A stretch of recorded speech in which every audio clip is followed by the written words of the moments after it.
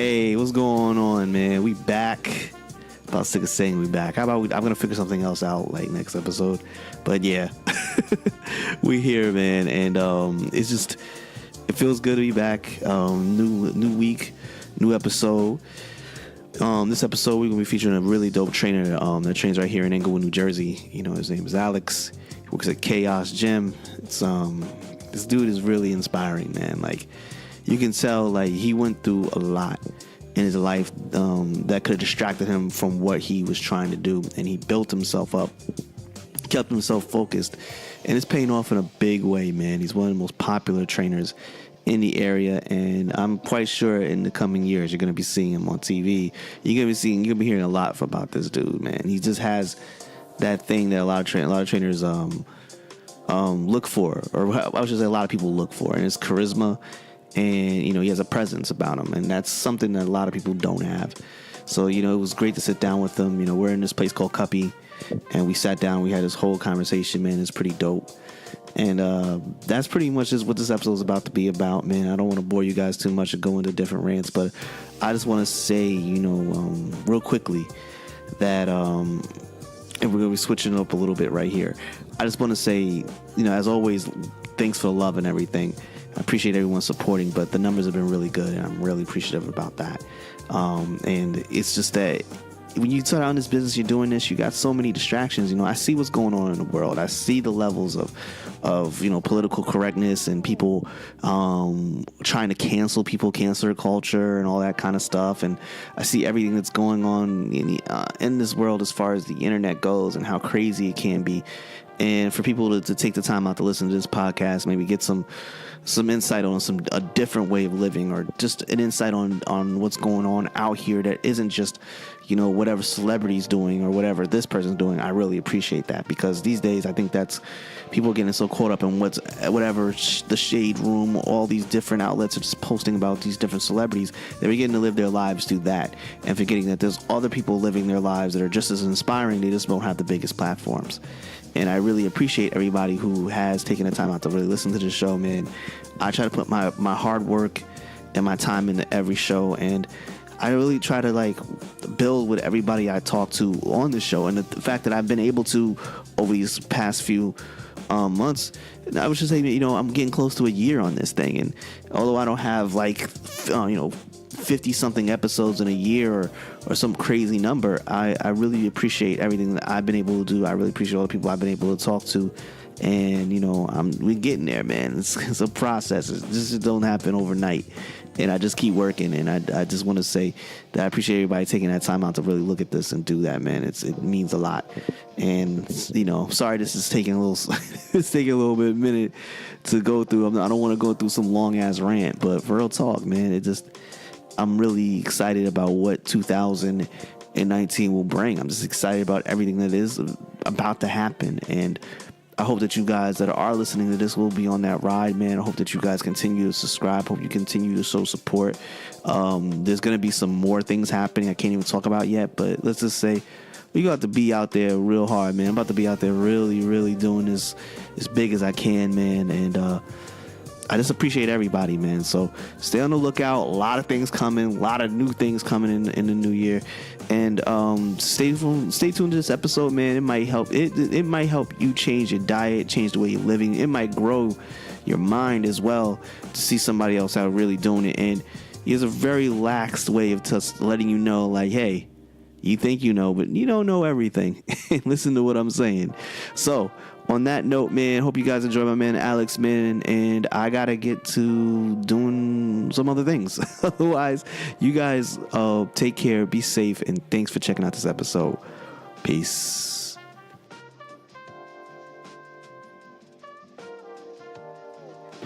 Yo, what's good, everybody, man? We back. Episode 32. And we're back here. 32, my man. 32. You can hear my guests in the background. This guy, let me tell you about this dude, okay? My man Alex, this is who we got on the show today. He is what I call just a natural born creative dude. Like, he models. B, he's a trainer. and see he's just a businessman. You could tell by his actions, the way he moves. He's always looking for that angle and that move, man. And, we're just out here about to do this podcast, and it's like, yo, I don't really know how to explain it, but you guys will see when you guys check out his gram as we go through it. He just really does it. He's inspired me because he is a dude who keeps going. Like, no matter what I've seen, he's always like, look, page got hacked, gonna keep going. Gonna do this, keep going. And he just drops stuff all the time. And whenever he drops something... Raining outside, we're gonna run in the rain. He'll run in the rain, very true. It's just that I've watched him over the years. I had him on a previous podcast that I was doing. Shout out to Vern. Shout out to Vern. Shout out to Vern. Shout out to Big Vern, man. Yo, it was a long time ago, man. We did a podcast, and my man came on there, and he was inspiring as hell.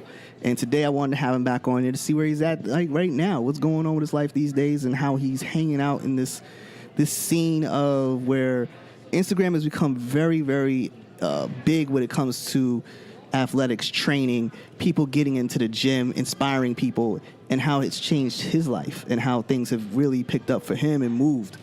So, with all that said, Alex, welcome to the Brian Johnson Show. Please tell the audience about yourself. What's good, bro? Yo, man, it's good to see you. Thank you, man. Thank you. What is this, 5 years in the making? It right? Feels like it. No, I think it is. That's the crazy part. You just you one day, you set off that fishing rod, right? Yeah. Put it out in the waters. Yeah. Leave it out, and then when you need it, you reel it back in. Exactly, man. Everything's been great. Everything since that day has gotten progressively better. It's had its dips. Yes. But you just keep going. Yeah. You're going to have dips. Yeah. No thing stays on top of the board forever. Disclaimer alert. You're going to have dips. But what you do about the dips is what matters. Yes, very true, very true. How you handle your dips is going on. So you, right now, you are currently at Chaos Fitness. And you are a trainer there. Exactly. Take me back, okay? Yeah. You grew up in what place area again? I grew up in Garfield, New Jersey. Garfield, New Jersey, right? Were you athletic back then, or did it come on as you went on later in life? So, I was athletic always as an individual for myself. Yes. I got into the team stuff. I really, I just I wasn't really about a team per se. Yeah. I got into football, all that stuff, soccer. Mm-hmm. It was just too much energy, too many personalities to kind of to manage and just to want to be around at all times. I just needed a lot of space. You know what I mean? And I needed that space, and when I got into fitness, it became about everyone else. Yeah. I was able to take what I learned and teach other people how to do it. And I never knew, I always, one thing's for sure, getting into a career, doing what you love. The one thing that I remember since I was a young kid was that I always wanted to be free. Okay. That was my biggest. You want to be your own independent self. Exactly. Yeah, I know that feeling big time. Point. Big time. Big time know that point. For me, that was success. Yes. If I was able to come and go, do whatever, make whatever, that was freedom for me. That was success. That's what I was chasing. That's what so you had an early definition of success that you wanted. It wasn't necessarily the commonality around. No, it was something that people just I don't even think they could define. It was just I know what the feeling's like of being free. Right. And I recognized that very early. Yeah. And that's what I was chasing. That's what I've been chasing. That's where I'm at in life. Freedom is a big thing. Was it hard for you to explain that to family and friends? That you weren't going to go the traditional route? Of course, 100%. I think, again, going with the team thing, I was very conditioned growing up into wanting that 9 to 5. Okay. 5-day a week, Monday through Friday kind of lifestyle. What do you think if you went to a 9 to 5 route? What do you think you would be doing? I 100% would. I tried. I go crazy. I can't. I can't do it. You know what it is? Because I always I call it a gift and a curse. Yeah. In any situation I've been in a relationship, business, anything, I never see things for what they are. Okay. I always see how much better they can be. All right. And that always gets me in trouble because I can see you getting in trouble, bro. I got like this thing. I'm like, no, that should be like this. Let's try to do it like that. Right. And even if I'm told no, Mm-hmm. I'm just gonna try it anyway. Yes. And chances are I'm gonna be successful at it. Push buttons, but it's gonna work. Right. And everyone's gonna be like, oh shit.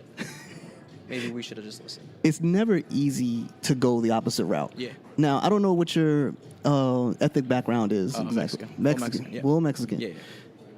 So, being full Mexican, having the opportunity to, like, see both sides, I guess you could say, because in life, you're going to see sides of good and bad, where you could go the wrong route, you could go the right route.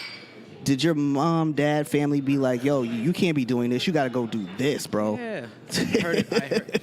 Because I know for me, my family's West Indian on one side, my other family's real Southern black, and it wasn't an easy thing for them to hear that I'm going to go become a photographer or I'm going to go this route instead of, hey, you should be running this office instead of doing this.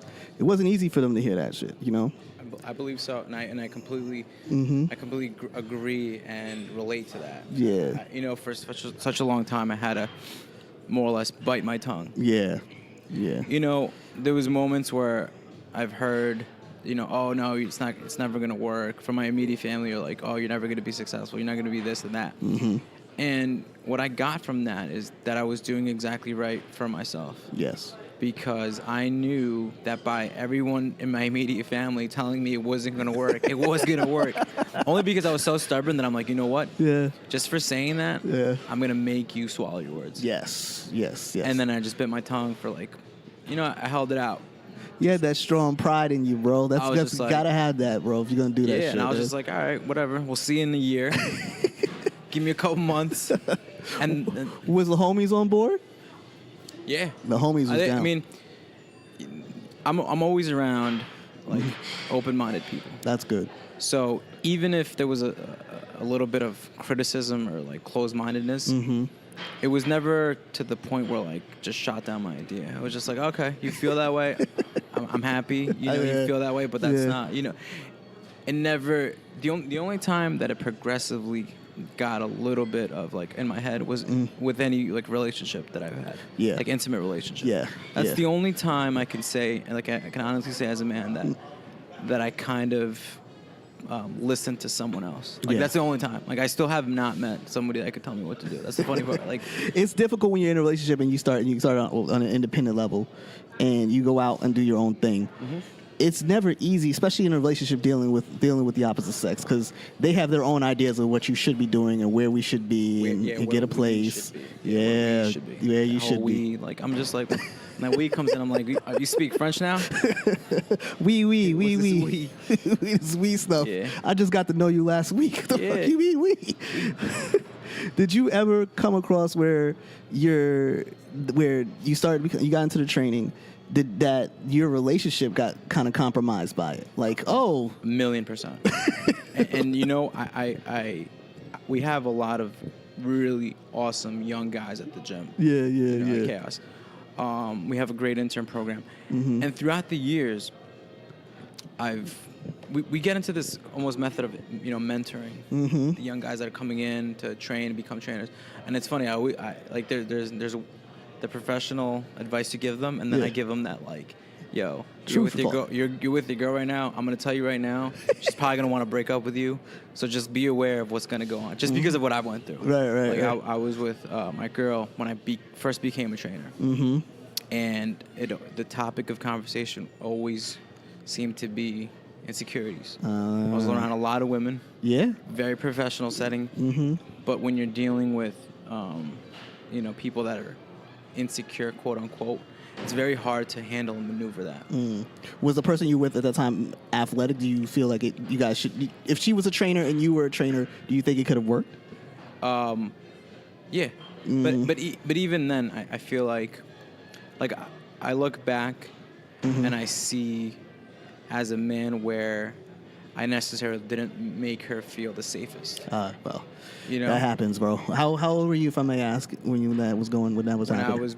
When I first became a trainer, I was 23. Yeah. So it's a real rough. It's a different language. Yeah. Like I speak a completely different language now than I did then. Yeah. I would think so, bro. In any of my relationships. Now, it's interesting. So then, I still think the same way. Mm-hmm. I'm not afraid to say things now. Yeah. Because I know that I get so much, I guess, feedback from everything that I'm doing that I just get validation. I'm like, from myself, that I'm like, yeah, I'm doing the right thing. So I no longer need to like bite my tongue and like, you know, prep people for it. When you're biting your tongue, it's never easy to really like. I guess when you're dealing with people and you're a professional in a very independent way, and it's hard to not.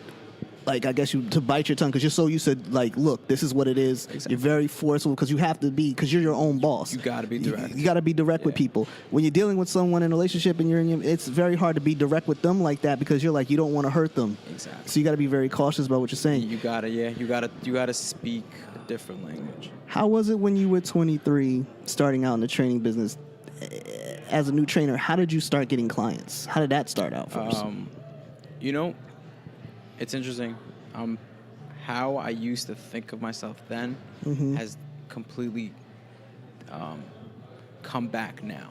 When I got in the game, right, I was always in it to really, really help people. Yeah. And make them see the best versions of themselves. Yeah, I read that I read a thing that came up on your Instagram that was dope. It was a lot. It was some words about you. You were sitting, I think, by a canyon. Yeah, and it was really dope. Like I think Sedona. Yeah, it was dope. I was like, oh shit, this is dope. It's just real deals. Like I got in it because one thing happened to me when I was 19 and I really got into fitness. It was I got into the discipline of eating right, quote unquote, for my body, exercising every day, just being very disciplined on changing my body. And I saw exactly how much my outer world changed. I literally, the way I molded my body, my outer world molded in the exact same way because I became very disciplined in what I was taking in, ingesting food-wise. Right. And also I was ingesting a lot less bullshit from people and situations and things and realities. Right. So I wanted to kind of like preach that, like, hey, look what I did. It works. Like I'm here to show you that this shit works. I'm not now you're 20 years old, 19 years old at this time, right? Yeah, 19, 20. Yeah. Like I'm just building it, and I remember like I use visualization a lot. Like, I'm a big believer in that, like the power of the mind. So I remember like being 19, 20, just like training my friends. Imagining what kind of trainer I wanted to be like, literally imagining, envisioning the life I have right now. It takes balls to be trying to train people at that stage of your life. Because most people are just drinking and going to party. Like, where are we going? Where are we going? Where are we going? Yeah, but I was very fortunate enough at the time to meet the people and individuals that were about it. Okay. And it was those people that I attracted, I liked, and I liked working with them. You know, and then a couple things happened. I started to envision the kind of trainer I wanted to be. So you had some self-realization at a very young age. That's dope. My methods started to kind of sharpen. Okay. As far as like, okay, you have to do X, Y, and Z to get, you know, W kind of results. Yeah. That happened. The manifestation is dope, though, man. It's real. It's as real as me and you sitting right here. Yeah, like man. Me and you are a product of, you had an idea, you wanted to do this podcast. Yeah, you man. sent that thought pattern out to your keyboard. You typed it on your phone, you sent that message to me. I read it in my mind's eye, and here we are. Yeah, we are. A week later. You know what I mean? Crazy as hell, man. We just manifested ourselves. Exactly. But that's so true for everything else. Do you ever believe that your ability, what you ingested, everything that you've been doing, it was a product of you believing in yourself and finding that belief early in life? 1,000,000%. 1,000,000%. It was more or less like taking on the naysayers and just saying, I'm going to prove you wrong because I know my shit is real. You're highly competitive, bro. You know what? I can see it in your eyes, like super focused competitiveness. I don't like to be. Yeah. I have this weird thing where I don't like anybody being compared to anybody. Right. But it's almost like this like instinct. Yes. That I know what I want to do and I have to get it. Like I can't. I just don't like to settle ever. Yeah, I know what you mean. Like that's like a thing that you know what I mean. You don't like to settle. Yeah, I can't. I just can't. But that's how you got here. Yeah. That's how you got here. I mean, you wouldn't have been here if you hadn't doing. You know what I mean? Because quiet as kept, they would have looked at you and been like, well, they got this guy. You're not like the super tall dude who walks in the room. Yeah. Nah, it's just your presence is your presence. Like, people can feel you when you're in the room. But when you're super tall, you're big dude, people gravitate towards you because they want to look like you. They want to go right to that. But the way you come in, you came in as like, look, I'm XYZ height, I'm XYZ size, but I can outwork this dude right here who you think is probably the guy that can work everything and kill him. Yeah. Yeah. And in not so many words, that's exactly what happened. Within the business of training, who inspired you? That's the thing. Mm-hmm. I had no inspiration. That was the.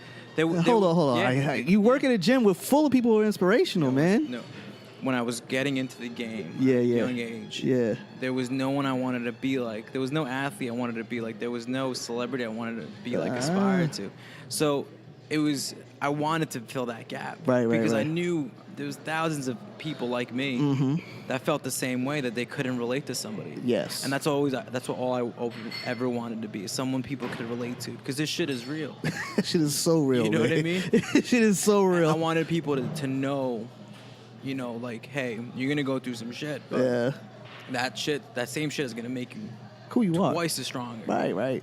I can't believe you had no inspiration like that. You just went through it. Like, there was like no, I want to be like LeBron moment or something like that. Nah. Like, it was just like I think my inspirations were like movie characters. Ah. I'd be like, this character's fucking cool. I want to be like that. I want to live like that kind of lifestyle. Yeah. Like, this guy does whatever he wants. I kind of want to do that. I feel you. You want to say fuck things and just get it done. Yeah. I don't blame you. Let's just do this shit. Like, for me, like people like Casey Neistat inspire me and stuff like that. So I completely understand like what you mean by I look at people who are just getting it done, and that's what I wanted to get to. How was the business starting out for you financially? Were you panicked at any time, or do you just was like, it's gonna come? I had no concept of what the business was when I first started. So I was literally swimming in a fucking tank full of sharks. The way I look at it now. Yeah. Because I look at the managers that I had then.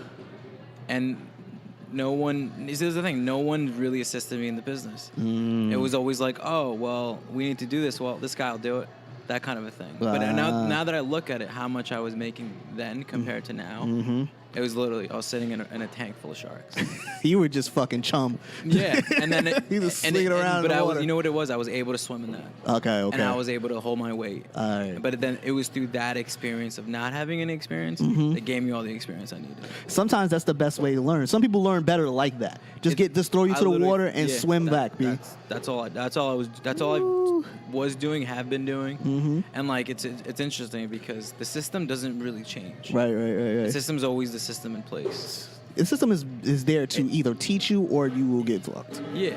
Yeah, and then you get to the point where you create your own lane based on your system. Yeah. But yeah, I mean, in the beginning, I had no concept of like what creating your own lane is super important. How did you use social media in the beginning? So I was never into social media. Okay. I'm a huge conspiracy theorist. It's fucking, you'll ask anybody. Too much YouTube. They'll tell you this guy's fucking paranoid.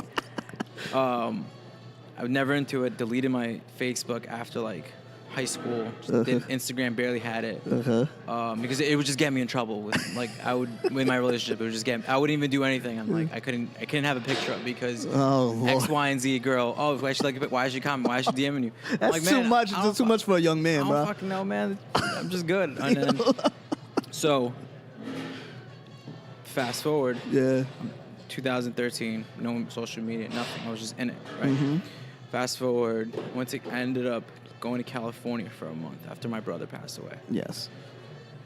It was there that I knew, or I found myself in such a demand for fitness. People wanting to look good, people paying to look good, people, that kind of laid back lifestyle. It was like a holistic, wholesome kind of a thing. And it was in California that I had the perfect opportunity to stay there. I had a room, I had a job lined up. It was interesting. Everything happened in 2 seconds. But in my head, I'm like, I know I'm not. It's not the time yet. I want to set up home base. Home base. Cali will lure you in. Yeah. I never even been there before, but I've seen people leave here, go to Cali, and not come back. Yeah. You know what? I went with my gut. I could have made it happen. I just went with my gut.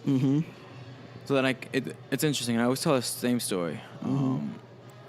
I was looking. I came back 2004. It was 2014 September. I'm gonna be 24 that month. I'm looking at different gyms. Nothing seems like to be like a good fit. I'm going on interviews. I really don't like the people that I'm interviewing with. I can't see myself with training here, et cetera, et cetera. Then one night, after racking my brain about it, I had this dream, literally a physical, subconscious dream, that I saw one of my friends, Jason, in a gym. And I haven't seen him, talked to him since high school. But I knew he was in the fitness game. I knew he was a trainer. Right. Anyway, I reach out to him, and he gives me the runaround about, like, where he's at. So I'm like, all right, whatever. So then I'm like, I do you, bro. He tells me he's interning at this place, Chaos. Okay. I'm like, Chaos, I fucking love that. I love, like, when shit's crazy. Right. So I reach out to, I look at the place. Literally, I couldn't wait. I drove there, like, in 20 minutes. Showed up, saw my boy Brian, and then the rest is history. From there, I saw such a great, like, lane and opening for social media. Like, I saw social media as such an amazing advertisement platform. It all clicked at that point for you. Yeah, and I've never been into social media, but what I understood about it is that you had complete creative control over it. So what I did was I brainstormed a little bit. Okay, I'm like, okay, how do I want to appear to other people? What kind of messages do I want to put across? How can I speak to people's subconscious minds through images and messages? Look at you being Dr. Evil over here, bro. Yeah, and then I'm just like, this is such a great market to show the message that I've been carrying my entire life. It's a wild thing with social media, how it works. What platforms do you feel are lucrative now? Do you think trainers should go on have their own YouTube channels? Hell yeah. More content, the better. More content, the better. I'd feel the same way. And, even if it's fugazi or anything like that, it's going to get weeded out. Yeah, it will. It will. The way this universe works, the way the world works is real just recognizes real. Right. Everything comes back, goes around and comes around. How do you feel about the wave for calisthenics and pull-up bars and stuff like that? Because that was a big wave on social media at one point. I saw people at VOT Park. I saw people over here doing it. It was a big wave, but I didn't think it was going to last. You know what? It was one of those things where it kind of held its time and then kind of went away a little bit. Yeah. It was definitely inspirational. Like what those guys do, like pull-ups and the fucking muscle-ups and all that shit. It was cool. But, the basics will always be the basics. That's and people, true. If you're looking to do that, then you'll have a market. Yeah. I saw that becoming like a thing on social media. That's the reason why I asked, because it blew up fast. Yeah. But like I always say, things that blow up very quick on social media disappear. Kind of fizzle. They fizzle quick. I'm like, It's like okay. I remember back in the day, planking was a big thing. Everybody was planking. Planking everywhere on the fucking bridges, cars. That shit disappeared in a second. I always say that if you see something simmer up, that's most likely something that's gonna stick. If you see something all of a sudden where everyone's doing it, it's not gonna. It's definitely still a fad. Fads still exist. Did you ever have a time where you were just like, yo, I'm going completely independent, all me, nobody else? Or did you say, look, I'm here, I'm going to build something while I'm here? It's always been independent as far as everybody has their own tailored message. But the whole brand, the whole package has always been a team thing, kind of a thing. The funny thing about us at CAS is we all preach the same message, and it's just in our own different way. Right. But I think independence is what's made me successful thus far, and I think it's just going to keep going in the same direction. I think you did a lot of thinking and a lot of strategizing, which most people in your position just go. I think that's probably why you win, and the fact you stayed at the home base and didn't like sell out your team to go a selfish route and stuck there and helped out other people have given you a mentality that probably works, because you're very humble, bro. Yeah. Like I didn't have to like text you a million times or hit you a million times or show up at your doorstep just to get you to even pay attention over here. I was like, yo, we're good. Yeah, we out. that was big, because some people are very full. of themselves, especially when they have even mediocre success. They will jump to the point where they're like, "Oh no, you gotta email me or something," and I'm like, "Fam, Let's look at our calendars. yeah, Let's link up our calendars, bro. Why don't you email me? If you don't have an agent, I don't want to hear like, shit." fuck Like, outta I'm here. gonna be keeping real with you because I like, yo, bro, like you don't even have.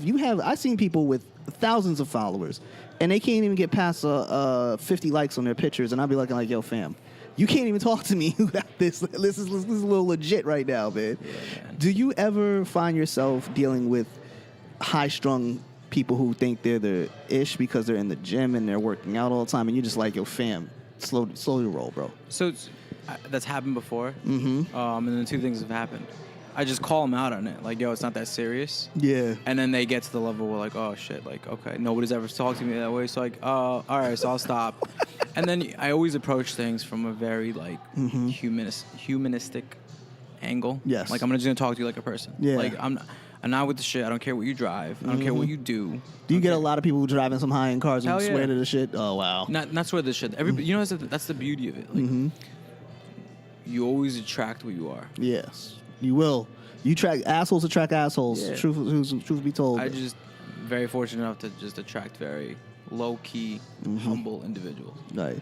Like that's it. That's good, You know what I man. mean? Like just like, and even if you do get the occasional like asshole, you're just like, all right, whatever. Like that's you, bro. Like go Yeah. do you.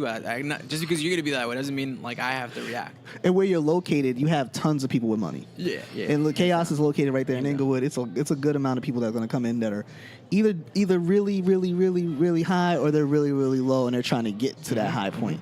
Did you? I know in that kind of place when you're working out and stuff like that. How did you train your body, and what kind of things did you do to get yourself in that kind of shape? And like as you went on, as you got older, because your body changes as you get older. It's not going to be the same vibe you got when you were 23. Now that you're about 28 at this point, right? Yeah. Yeah. How did you maintain that or keep that level of like, I guess you could say competitive fitness? So one of the biggest things that I've learned that's always stuck out, is self-talk. Call them mantras, call them NLP conditioning. NLP is neuro-linguistic programming. That is what is the game changer of everything. The way you speak to yourself is the results you get. I always had to make sure that I spoke to myself at a very high level because I wanted high level results. So if you're talking to somebody, you won't say, "Damn, I'm such a jackass." You won't speak badly about yourself. Why would I? You know, like I always say that to my clients. They're like, "Oh, that was bad." I'm like no. Like I stop them in their tracks. I don't like if you're in front of me, I won't allow it. I've heard many people talk about that, and I've read books where this like you're supposed to do. I've never really given it a full shot. Like I tried, but I'm like now it's a mental conditioning thing. Right. Because you're gonna try, and then it'll try to catch you to see if you're really about it. And then the patterns will keep continuing until you literally ground yourself and say, all right, no more, this is what I'm going to do. And that's all it takes. That makes a lot of sense, B. Alex, you made a lot of sense just now. Because I always I try not to talk badly about myself. Like, I won't call myself a jerk. I won't say I won't do these things. But it's like you really don't get it until you really try it. Like, I did it for a while and I kind of fell off on it. But it is, so what you're saying is, it starts between the ears before it ever starts doing anything physical. Exactly. Because physically you can do mostly anything, but it's like if you don't have the mentality to do it, you'll never do it. Think about how good it feels when somebody else acknowledges what you've done, right? That's an ultimate high. And the only way that feels good is because you've already acknowledged it within yourself. If you didn't recognize that within yourself, then that person's voice, their opinions wouldn't really matter to you. It's the same thing when they say something shitty to you. If they say something shitty to you and it kind of hits you, it's because, you know, lo and behold, that's what you believe about yourself. And that was a big thing, too. It was like criticism, you know, from family, right, friends. I had to kind of break that spell and pattern because things would be said, and I would be like, why is that affecting me so much? Do I really believe that about myself? And then that's when that positive self-talk came into play. Because it's like, fuck no, I don't think about that myself. I'm fucking amazing. Like, why would I think that? Like, why would I let somebody else fuck my day up? I think I've been so trying to be so humble for so long in my life. I never thought about it in that kind of terms. Because now sometimes I probably looked at... That's another form of conditioning. Yeah, because everyone always tells me, yo, you're really successful. And I'd be like, what are you talking about? Like, I don't own, like, these things. I'm not super successful. My bank account is definitely not at 9 figures. So, like, how am I successful? But then I started to understand, like, what you just said made me realize a lot of things. Do you think that people will take it as you being conceited? No. Because you take it to that point? Because even then, like, my definition of being conceited doesn't vibrate at the level where people are going to feel that about me. How people feel when they're around me or when they meet me or the image they get, that's all me letting them know how I feel about myself. There's not an ounce of me being conceited. It's just me being confident in the God-given abilities I have. You know what I mean? Like, even when people try to criticize it, it's just like, this isn't even me. This is God-given. You're criticizing what God gave me. Like, that's all it comes down to. You know what I mean? Fucks with you, my G. That's a good way to look at things. That's fucking hot right there. I'll definitely about to take that and use that shit, right? Yo. My man got me pumped up, man. I'm about to go to the gym right now. I'm about to just go do 30 push-ups right now. I need to get back in the gym. I'm not a gym person. I'm overpeck. I'm an overpeck person. There you go. I like overpeck. Jog, run, whatever. Yeah, jog and do like Adapt. 50 push-ups and do jog. That would just be my thing. I got to get back to that. I think I fell off because relationship, work, and everything else, but I definitely need to get back there. Do you ever foresee yourself like opening your own gym one day? So, or branching out like a franchise. The vision I have for myself is. Yeah, we're the vision I have for the brand or going forward and all these things is that of a more or less location or center where you come in with your concerns, your quote unquote problems, your quote unquote habits, right? Whether they be eating, mental, etc. You come in and you get more or less diagnosed by a nutritionist, mental health therapist, trainer. And we create this package for you, right? Yeah. That is 100% guaranteed to work because we've put it into play. And it's there that you get, it's a one-stop shop. You have no excuses of why you can't be successful. You're overweight. Okay, well, this is what we're gonna do. I was gonna ask you, how do you handle overweight clients? We get to the problem. There's always a problem. The solution always lies in the problem. That's what I've learned early on. You're overeating. Okay, why are you're overweight? Because you're overeating. Okay, so why are you overeating? Oh, because I get stressed in this. Okay, so what do you do about the stress besides overeating? Oh, I don't know how to handle it. Okay, so why don't you try jotting down your feelings, your thoughts, criticisms. Why don't you try meditation? Yo. Meditation, how do you feel about yoga and meditation? I like meditation. Yoga, I like from time to time. I'm not a big, it's not part of my routine. Okay. I'll do it socially. Like, I'll go take a class because my friends are taking it or something. I got you. But it's definitely beneficial. That's the thing. When I was going with the center about the diagnosis thing. I feel like everybody has like a customization to success. Yeah. And if that's part of your habit and routine, that's what does it for you, then that's what's gonna work, and that's good, you know. I think routine is. I love being routine. Like, I have to get back into getting up at 7:00 in the morning and really setting a routine, eating, getting to work, getting the business done right away, instead of just getting up, pulling out my phone and sitting in bed and looking at my phone for 5 or 10 minutes and then getting up out of bed. How important is a morning routine for someone who's trying to get themselves back into shape? Set an alarm to wake up. Have somebody to hold you accountable. That's the first step. Yeah. Even my clients that have been there for 4+ years, I have no problem holding them accountable, and I make fun of them. And it's like, you literally want me to hold you by the hand, and I'm like, I'll do it because it's what's gonna get you to get up and be successful. That's what makes you successful, trainer. I mean? Is your attention to the human side of them. I can see that. That's a big thing, man.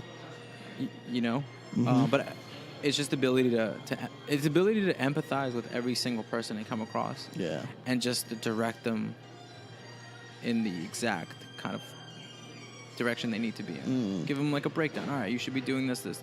And the people that I find are most successful are the ones that are open-minded and able to adapt. Right.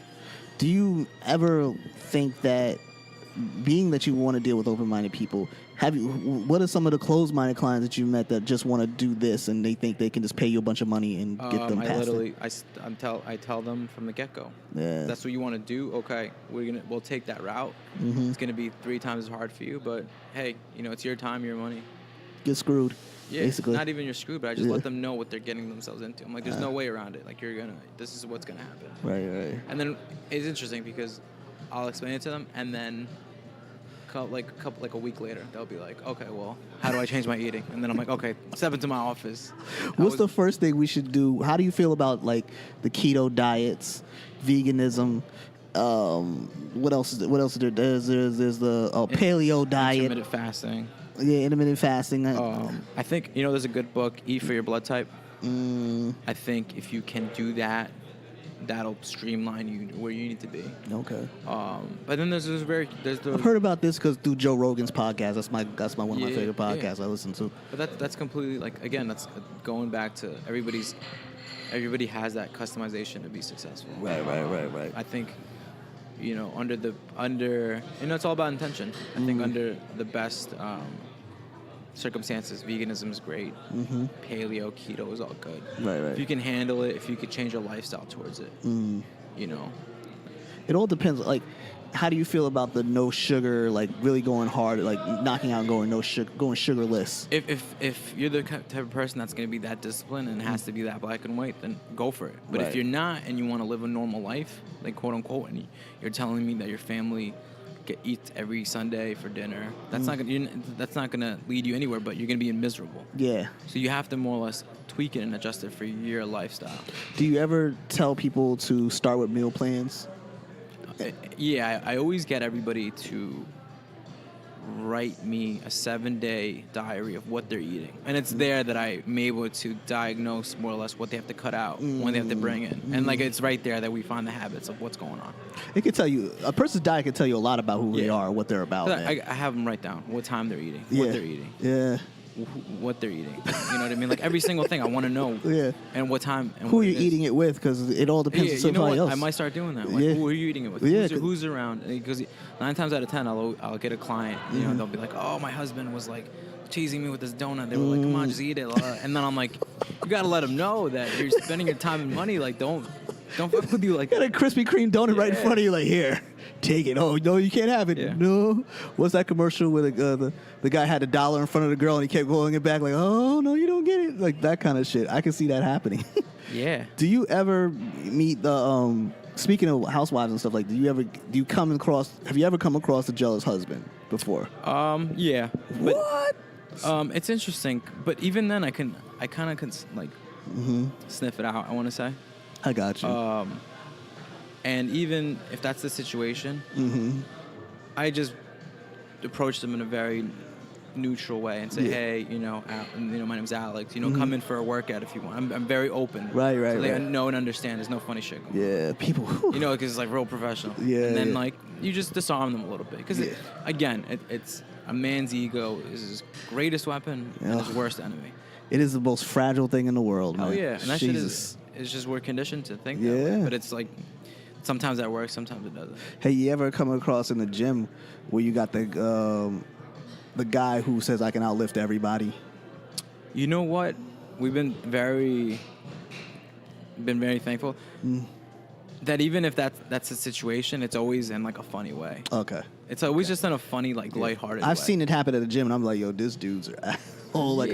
Even then, it's lighthearted and it's funny. It's never cool. Like, oh, you can't do that. Like, no one ever makes you feel bad for not being able to do something. It's always like the opposite. Like, oh, no, you're gonna do like a pull-up. I understand you think you can't do it, but you're gonna do one because that's what we're telling you have to do. Do you catch the cruiser dudes and the cruiser girls who come in there? They're just there to hook up with people. To come to the gym just to try to hook up with people. You ever catch those kind of people? Because I know there's girls who do it, and I know there's guys who do it. Sometimes with those guys, they're trying to fill a void in their lives. Of course. And it's about that. Yeah. It's not so much about chasing women. They're just trying to fill that void. Yeah. But the beauty of it is through fitness and through them working out, they're able to find themselves and able to kind of like patch that up a little bit. Mm-hmm. You know, it's the same thing. I think it's a lot. I think you get a lot of people who are they come to the gym to fulfill a need, as you were saying, and I think a lot of people they see the gym with attractive people, and that's what they're attracted to because that's what they want. They want to look like that. Yeah, and there's nothing wrong. There's nothing wrong with that. That's like cool, that's all good. That's all self-love kind of things. You know, you see yourself as quote unquote how you are, and you want to kind of change and make yourself better. There's nothing wrong with that. Have you experienced like doing the business side of everything? You learned a lot about the business and everything.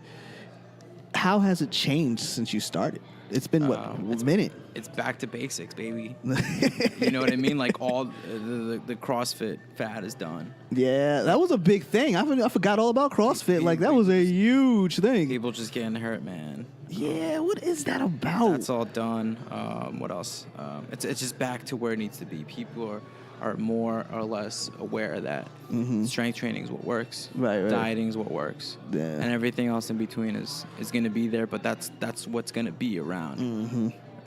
You know, and it hasn't changed much in the past. I've noticed that Instagram has definitely made your guys' business really pop, preferably because people want to look good on that shit.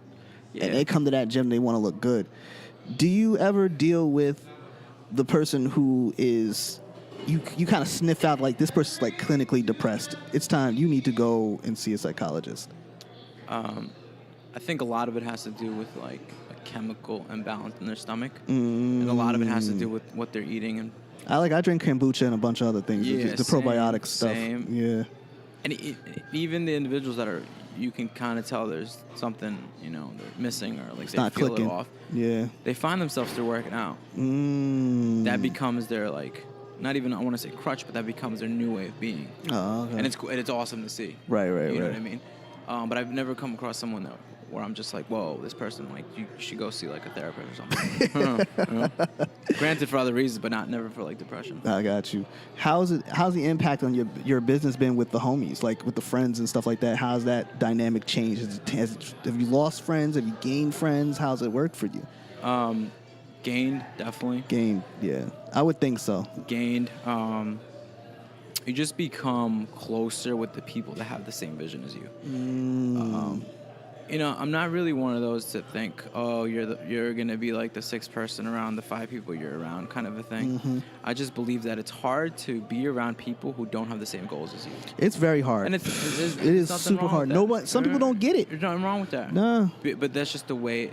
There's nothing wrong with somebody else having different goals than you, but your time is very valuable. You're not going to want to spend time around people that are like-minded or have the same goals or do the same things because it's going to get boring. You're not going to always want to go out to eat. You're not going to always want to go out to drink. You're not going to always want to go out to the club. Right. And then they're just going to know, all right, I'm not going to invite them to go out.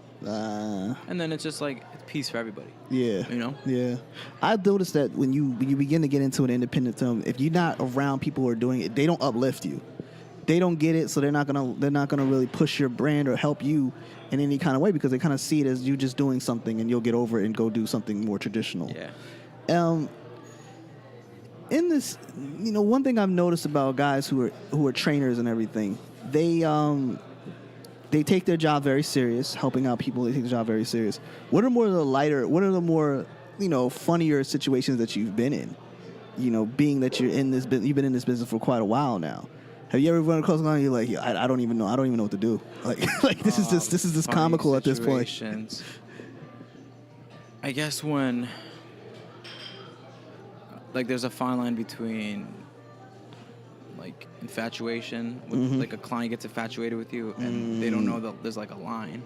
That used to happen to me when I was younger. I would be like, why does this person always like want to be around me or like texting me? Like, fanboy life. Yeah. And I'd be like, you know, that was just like a funny thing. Yeah. It's like, oh, like it's just like you have to understand. Like, you run into stalkers? No stalkers. Thank God for that. Knock on wood. Knock on wood. Knock on wood. Stalkers are scary. Very, very scary. Funny situations. I don't know. Oh, I mean, Just like other people taking things too serious as far as competition goes. Right. Nobody like lifting something and sharding on themselves. Like, oh, shit. Oh, no, that's actually hilarious. But no. Okay. Because I can picture that happening. That'd be actually really funny. Did you ever think that your career would move in the direction it's moving in? Did you ever have a moment where you were just like, I don't think this is going to happen? Because I know you're very confident and you always envisioned what's going on. Did you ever have a dark time where you were just like, nah, I'm not getting there? Yeah, and it was only because I was doing things that weren't true to myself. Okay. I was trying to do something that I knew wasn't me, but I tried to make it work. That was a telltale sign that I was not doing what I needed to be doing. Right. And that was when,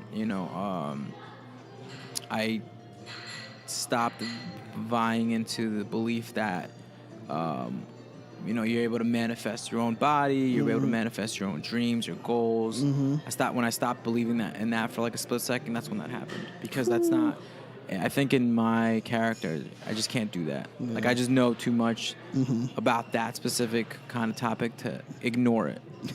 You know what I mean? Yeah, I know what you mean. You can't, once you get out of your own vibe and you get into the different vibe, it can do devastating things to you. Devastating things. And you'll know because things are always fucking up. That's how you know. God, that's gotta be rough though, man. Because you're surrounded by people that you're trying to pull them into a certain level. Did you ever feel like a client was pulling you out of your character too much and you just had to be like, I gotta let this go? Yeah. Whenever I've had client and there's a fine line between a client and a friend. Yes. Sometimes to mesh, which is okay. Right. I've discovered that in photography, it's not easy doing business with friends. There's a certain level of composure you have to have. Yeah. Within yourself, because at the end of the day, you're in charge of you. You're not in charge of them. More or less, like you're not in charge of their emotions. You only can be in charge of yourself. So even if they're acting a certain way, doesn't necessarily mean you have to act the same way. I get it. I completely understand that. Wow, that's like a deep thing because you're like, you're more one-on-one with someone than even me because you're continuous with them. Yeah. I do a shoot, maybe it's a day or 2, 3 weeks. Over, right? That it's over. A month after that, I don't hear from you. So, but you're like, you got to hear from the regular. What's the longest you've ever been with a client? Most of my clients since I've started at Chaos 2014, we still train. Oh, okay. The goals change month to month, year to year. It changes, but we still keep going. And then sometimes people take breaks. Right. Things will happen. People get engaged, and then a different goal will come. But needless to say, you have good retention rate then. Yeah. Just because it's hard to break that pattern once you're in it for the client. As far as like because what like. It's one thing when you're kind of down or like in a rut or something. Yeah. You know what to do. And that's the kind of service we offer. I offer. It's like, hey, if something's going on, this is what you do and you get out of it. So you know immediately once you're in that pattern what to do or where to go to feel better. And that's what it comes down to. That's just not easy, bro. You know what I mean? It's not easy. That's like because you grow with these people. You get to know them on a real personal level. Have any clients ever grown to be friends? Of course. Yeah. Like, that's my homie. Like, I actually call this dude to say, hey, you want to go grab some beer or something like that. Yeah. That's dope. That's the homie. That's dope. That's dope. Homie. Have you ever done any work with celebrities before? Yeah. How's that different from dealing with the regular person? They're honestly, when it comes to fitness, one and the same. Okay. There's a different level of attention. Okay. Just because you have to there's more eyes on them. There's a lot more pressure. Do you train them in the same place, or do you go to their the gym? same place. Wow. Do you ever go to someone's home and train, or not really? From time to time, on rare occasions. Case by case. If their schedule's tight, make time for it. All right. That kind of a thing. I got you. Like I said, everything's very adjustable. Yeah. You got to stay lucid. You got to be very lucid. You got to be fluid. You got to be open-minded. You got to know where to put yourself. Yeah. Our celebrity clients are good. I guess they're not too much different from the regular person. Have you ever dealt with someone who you believe was like just there to show off and not really there to work? They let it go. Like, yo, I'm letting you go. No, not in any way. Yeah, that's good, bro. See, that's dope. Because I've talked to other trainers and they'd be like, man, that person wasn't serious. I gotta let them go. That's dope, man. Did the business Oh man, this is so many questions, but I got Yeah. I got a lot of questions. Time, man. Yeah, I got questions. I got questions, man. It's just like because I see when I saw Chaos, I was like, where is this place? Yeah. And then I couldn't find it. And I was like, this is in Inglewood? Okay. Yeah. And then I drove past and I was like, oh, it's right there. It's right there. It's right across from the Porsche dealership, pretty much. Exactly. And it's like, wait a minute. And Oh. it's been there for 12 years. That's the beauty of it. Yeah. 12 fucking years. That's a long time. That is a long time because a lot of gyms open and they close. Am I right? A lot of businesses point blank period. Yeah. Like, You ain't lying about that. you know, either. I tell that to other businesses, and they're just like, what in this day and age, how, what? And then we just break it down. Like, this is why. And, you know, they get to understand the brand and that. Right. No, the guy who opened Chaos. So it was Ali and Gene. Okay. Those are two co-founders back in 2006. Okay. And they had a similar. They worked at commercial gyms. They had a similar vision that carried through till now. You know, like that gym was ahead of its time. You know, and it lasted the duration of time. Yeah. To get here. That's 12 years. Yeah. But it was just ahead of its time. Right. You know? Like I think back to I was like what was I? I was like 16 in fucking 2006. Whew. And I think about what was I doing and like their mindset then to like what they wanted now. I've never asked them directly like, hey, did you ever feel this was gonna be it? Right. I kind of have a feeling that they didn't even realize this is what would be the end result, or Yeah. kind of, you know what I mean? Until about 5 or 6 years in, and it's like, it's really here. We're really doing this shit. How do you feel about the industry as a whole as of right now? I think, like I said, I think the fake is getting weeded out, and we're seeing. Is there a what trainer works. beef? No. There's never trainer beef. No, like it's never this gym's got never issue that with this serious. gym. No, it's never that serious. Because you get people train, like you'll just end up beefing with yourself because we're I like when you said that. You're just gonna beef with yourself. we're in it to help people. Yeah, we're not yeah. in it to step on toes. We All don't right. care what the other person's doing. We don't care what the next person's doing. We're only you're gonna starve watching somebody else's plate and eat. You know, we just eat on ours. We know what we're doing. We know what we got to do. I like that because it's true. It's really true that trainers aren't there to beef with one another. Now, the snaking of the clients, has that ever been a problem? No. Okay. No. Okay. Because my product could be 100% for you. And as a client, you may not necessarily vibe with me, and if you're going to somebody that's going to get you results regardless, that's all that matters. So it's a vibe thing more so than anything else. Yeah. I got you. It's where you're going to be more successful at. As a client. That's what it all comes down to. I've had clients before that we didn't really mesh like our styles, and you know, more than happy. Hey, my colleague, I think he's a good fit for you, and then boom, perfect fit. That's dope, man. Not a lot of places are like that. That's how it should be. Yeah, You know what I don't think a lot of places are like that. I think a lot of places are just like, yo, you really think that guy's gonna train you? I could do better. Yeah, and then lo and behold, that's happened before, and then it comes back. That's why I never worry about that, because that's happened to me, where they try to get into the client's ear. Yeah, and then like it's crazy. Yeah, We work together. No, not in the same gym, but okay. it's elsewhere kind of a thing. And then my client's just like, dude, you're like my own client calls them out on, and I'm like, they're like, oh, I got my back. It's an amazing thing. Have you ever gone to other places to observe how they train?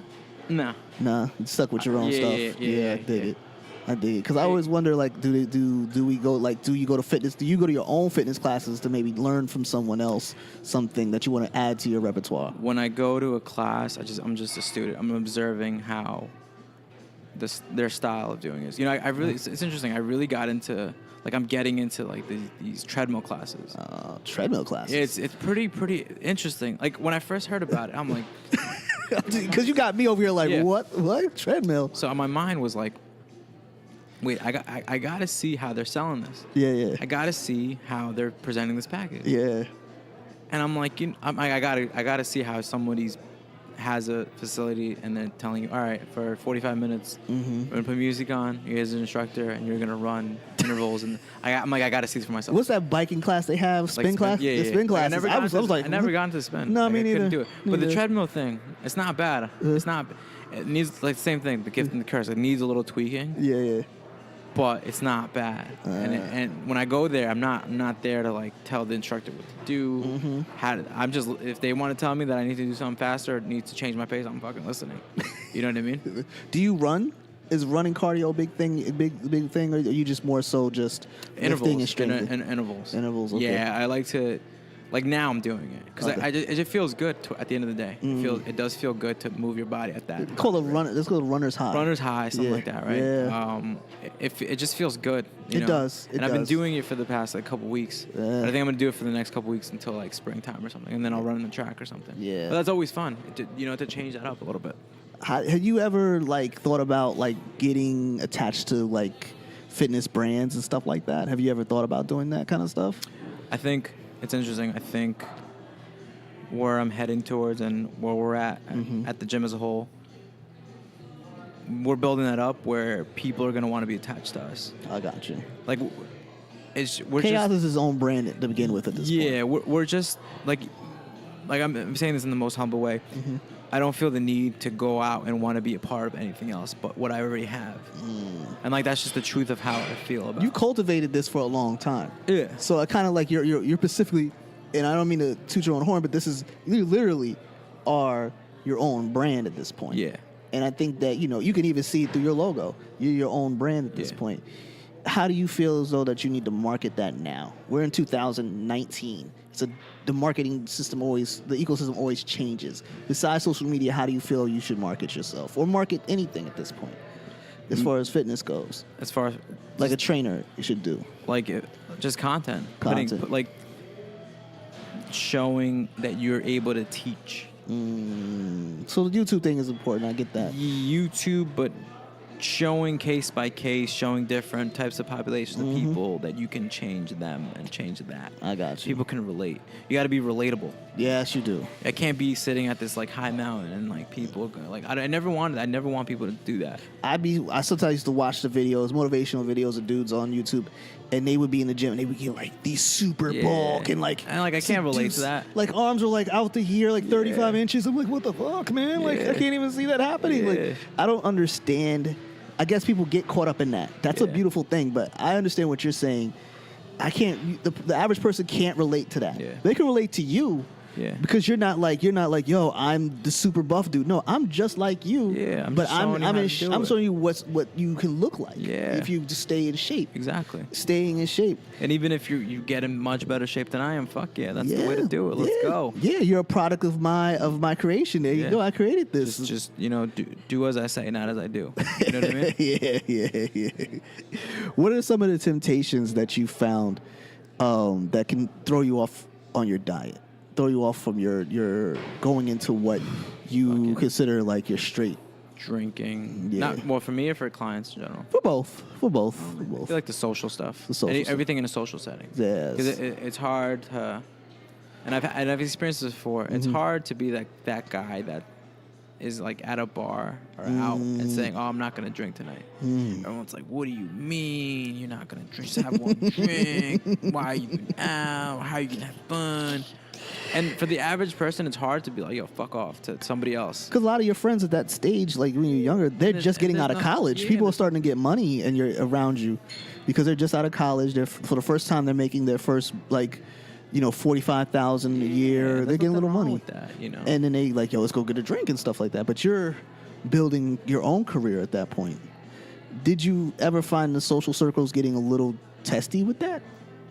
Yeah, somewhat. Somewhat testy. But it was only from the individuals that it didn't understand where you were going or didn't have the same goals or just didn't understand what you were trying to do. I can understand. And I've been on the other spectrum where I've had a coworker, a colleague, and I'm the one that's like, yo, let's just go out, fuck it. Like, oh, you have a diet? Let's just fuck it. What's one day? Right. So I understand how both. Do you have any recommendations that are good for like to have a drink, like a club soda or something? Just fucking straight shots of tequila, straight shots. I've heard that before, yo. I've heard that. Raise your heart rate, burns calories. It's good. Holy shit. Seltzer, tonic, vodka, all that shit. Just like simple. Yeah, I've heard that plenty of times. Like I drink Jameson myself, and that's strong shit. But I love that shit. Jameson's good. Yeah. Now I see that you like to travel, bro. Where have you been? You know what? That you like to travel to? Hawaii. That's what you were like. shit. Where'd you go? The Big Island? No, I went to Maui. Maui? So I went out there for 10 days by myself. That was the best trip ever. Literally by myself. Yo, what is this thing? I interviewed another guy. His name was Malcolm, and he told me he went to Arizona just on a whim by himself. Yeah, that's the wave, man. Yeah, that's the wave. That's the wave. You guys remind me a lot of each other on that That's song. interesting. That's interesting. He's a sneaker creator. He's a photographer and a sneaker creator. He like does customized sneakers and stuff like that. He's just an artist. Period. I just call him a super creative. You remind me of that because you guys just have this quiet confidence about yourselves. I really respect that. But the traveling part just threw me off because I never took it. You took a trip to Hawaii by yourself. Yeah, that was in 2016. I went for my 26th birthday. It was interesting. I dreamt, maybe in July, that I saw my brother there, that we were surfing. I just took that as a sign. I'm like, fuck it, I'm going to go to Hawaii. Right. So I booked the trip at like 3 in the morning. And then I just went that September. Whew. And I didn't know anybody there. Yeah. I just knew I had a car, ride, and place to stay. And like I just went exploring. Wanted to see if I could meet people. Because I'm very introverted sometimes. Yes. I like to be low key to myself. Yes. I wanted to see if I can attract the same kinds of people, if I can be, like if I can get out of my comfort zone. I wanted to just to grow. And then lo and behold, I just kept finding different places that were just like me. I found it was funny. The 10 Did days you go to see the lava rocks and stuff like that? Oh yeah, I went to go. That's gotta be amazing. That shit is dope. I think on my birthday, I went to go see the sunrise on one of the non-active volcanoes. It was like 8,000 feet, and then we rode a bike down the fucking hill, like going like 40 miles an hour, all the way down to the beach. That was like the best. That's ill, man. It was just I think when you travel, it really does change you. It does. Like it changes like your something. It either unlocks some sort of DNA strands or like fucking molecules and shit. Well, we all, you know what they say, human beings we came from hunters and gatherers and nomads. Yeah. So why would we not travel and move around? Yeah. The whole staying in one place all your life thing is still relatively new. In a sense of like people used to just travel all the time, and then things begin to change. Do you ever feel like you would ever be like the traveling trainer? You know what? I want to be the traveling teacher. Traveling teacher. I see what you're saying. I think at this point, training is part of the system. At the top of the hierarchy. But the teacher is what molds everything together. Right. Being able to teach from experience, teach from studying, teaching from clinical this, but I seek out to be that traveling teacher. And the more I say it, the more kind of grounded I feel in that. I think it's gonna be dope if you do that, man. I would come shit, and I need to get my flabby ass in shape. Anyway, when it comes down to it, man, what's 2019 looking like for you? You know what's crazy? It's just looking good. I'm getting ready, and when I say it's very confident, I'm getting ready to get into acting. That's what I'm gonna fucking do. Shit. That's what I'm gonna do. You're gonna do good in acting. You know why, bro? I'll tell you why. Because you got a face that people are gonna groove to, man. I'm telling you right now. Yeah, man. but you know what's the beauty of it? I really, really just want to be a villain. Yeah, I want to be a fucking villain that like people our age are like, fuck, that guy was crazy, but I fucking love him. That's what I want to do. That's literally all I want to play. Yo, what's that movie that just came out with Samuel L. Jackson and Bruce Willis? Glass. That was a good movie. Yeah, yo. My boy's a fucking mastermind, right? Exactly. With the glass bones. Exactly, man. You could be Beast. You could be either one. You could just be a villain. Period. Yo, you ever watch do you watch Netflix like that? Somewhat. You should check out The Punisher. Yo, he's the shit. The best anti-hero ever. Yo. Frank Castle just fucked shit up, man. Yo, that whole show had me like. I didn't watch the second season yet. Is it good? Oh my god, bro. I watched the first season. All I'm gonna say is Billy ain't dead. Billy. That's Jigsaw? Yeah, you're gonna see it. You're gonna be like, oh my god. Yeah. This is fire. I fucked with Billy a little bit. He was cool. And then when he backstabbed him, that caught me off guard. I'm like, damn, not my mans. I was tight. I was sitting there like. But then when he got him at the end, I'm like, yo, I hate it. Had to be him when he fucking took his face with the. Oh my god. You know what? That was just his earth. That was Needed. All I can tell you is in this season you're gonna see him meet some people that are just a little bit on his level. Oh no. Yeah, there's somebody that's a little bit on his level, like close. Like, oh snap, fam. Like this dude might actually kill you. Yeah. But you'll see it. I'm a big I love Netflix. I think Netflix is dope. Yeah, Hulu, I've never tried Hulu before. But I'm like slow. I'm like cutting the cable at this point. Yeah. I'm all the way done with cable. I've been done with it for a long time. TV. You don't have a TV? Fuck no. So you go everything off your phone and your iPad? Laptop, phone, that's it. What? I'll have it. Yeah, I don't even own a TV. So when you go to your crib, you're just chilling and just straight. I'm barely. If I'm going to my crib, I'm just going to sleep. What? Because you're barely at home, huh? I'm just always like. I'm always just out doing something. God damn, you bro. know what I mean? Doing something, building something. Or I'm at the movies. I got that sick ass AMC A-list pass. Oh, shit, so you're at the movie all the time then? $20 a month, 12 movies a month. You can't beat that with the bat. That's not bad at all. It's a sick deal. So wait, so what movies are you into, man? Right now, I really love what Marvel's doing. Yeah. The whole superhero genre. Yeah. And the fact that they're elevating these villains, like Thanos fucking decimating half the universe was the shit. I loved that. I was like cheering when he did it. Oh my God, you're probably like the only person in the place that would chill. Everybody else is crying and stunned. Like, I thought it was genius. I thought it was fucking genius. Venom, another anti-hero. I haven't seen Venom yet. I have the Fire Stick, so I'm going to check that out. I liked it. People are going to say what they say, but I liked what it was trying to do. Mm-hmm. And it's ahead of its time, and it was in a market that wasn't ready for it, but it was successful. I loved Aquaman. It was fucking good. Aquaman was dope. I just didn't like the acting. Kind of was cheesy, but I love action. The action. That's what made it up for. Fucking sick. When he went through the. Well, I'm not gonna. You know what? I'll just tell you this much. He went through a place where all these had these giant biting heads. Yo, that was the shit. And when he went down in the water, that scene I was like, oh my God. Cinematography. This is what I'm talking about. I like movies like that. Like I like Sicarios. People didn't like the number 2, the second one. I didn't fuck with it. You didn't fuck with the second one? Why didn't nobody fuck with it? I like the second one. I couldn't believe that I like my man's, but I couldn't believe it when he got shot in the face and he got up.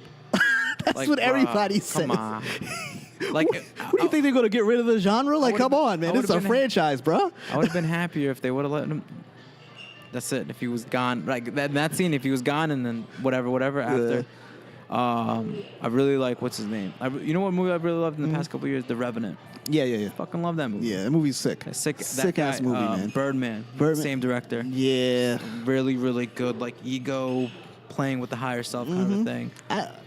I like movies that are like give you something because I like Star Wars. Don't get me wrong, I like Star Wars and I'm a huge Trekkie. Yeah. That's my kind of shit. I like really sci-fi drama, but when it comes down to movies, I like movies that have like really good acting, but with a deep meaning behind everything. Gotcha. Like it's got to be something. Even if you're killing people all day long, like John Wick. I love John Wick.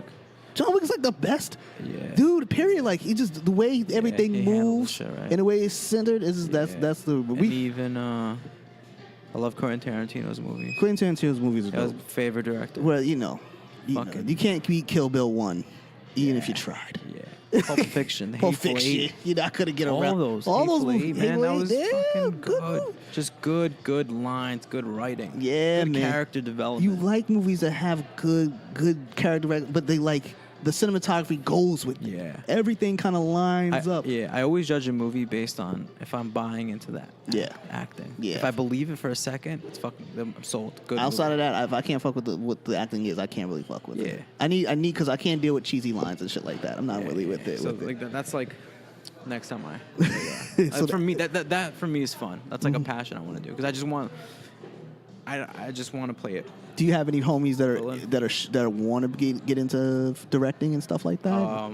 Yeah, I have a lot of friends that are like in it. They have their own movies and stuff like that. But I wouldn't even follow with them. I would just want to like do a drama. Throw myself out there and just like see what's. I would do that. Throw myself in it. You know what I mean? I would do that. I'd do that. That's 2019. That's a goal. Yeah, I dig it. That's like something I'm gonna work on these next couple months. I think it's gonna be so fire, bro. Yeah. I can't wait to see it because it's gonna be because you're already a fan and you understand acting. I understand. Movies. Favorite movie? Right now? No. Of all time. All time. Oh, Goodfellas. Hands down. Fuck with you, my good. Goodfellas. Fuck with you about you. I like Godfather 2 personally, but Goodfellas is a very close second. That's a big movie. Top movie. It was just you can't beat it. Like if you've never seen it before, I don't know where you've been living, but let me tell you, people, if you've not seen Goodfellas for whatever reason, you're playing yourself. Yeah. Like completely play yourself. You might as well just go. I don't know, go somewhere. But shit, that movie and even Bronx Tale. Bronx Tale's got a lot of shit in it that I'm just like, damn. Casino too, and I'll just be like, I watch them and be like, damn. Casino was fucking good. As life went on, I'm like, yo, he was trying to tell me something. Yeah. I should have fucking listened. Like it was like right there in front of me. It's a great thing that you're trying to get into movies and stuff like that. What exactly is the next step for you as a brand right now? Are you going to be building more of Alex Chaos Books. brand? You gonna ebook or just a physical book? Both, okay. More or less, probably like a first edition ebook. Ebook, okay. And then like a hard copy kind of a thing. Do you want to do an audio book first?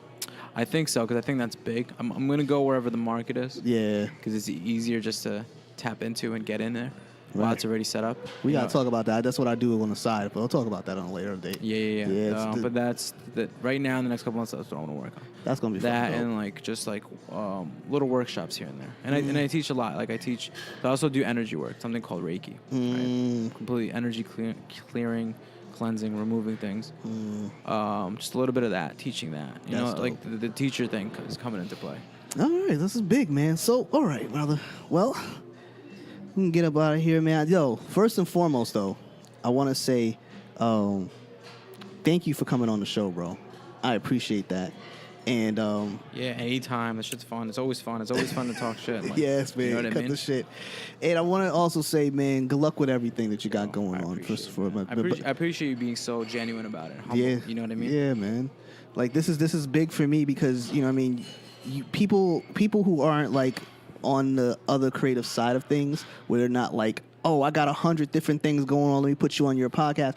They normally don't. Those kind of people who don't have a million things like that don't want to come on the show because they feel like they got nothing to talk about. Even if it's one thing, fucking build off that. And it gets you excited. Like, me talking about it, it's like, shit, I really want to do that. I better fucking do it. You know what I mean? I dig it, man. So tell the people where they can find you, man, and if they need, and what's going on and what kind of things can they find you at and stuff like that, man. So Chaos Fitness, we're in Englewood, New Jersey. Yes. There most of the time. If not, you could follow my Instagram handle, Chaos Alex. We have little new moon, full moon workshops around the area. Okay. But that's where you find me. All right. Yeah. Well, there you guys have it, man. It's episode 32. 32. It's happened. My man Alex has nailed it.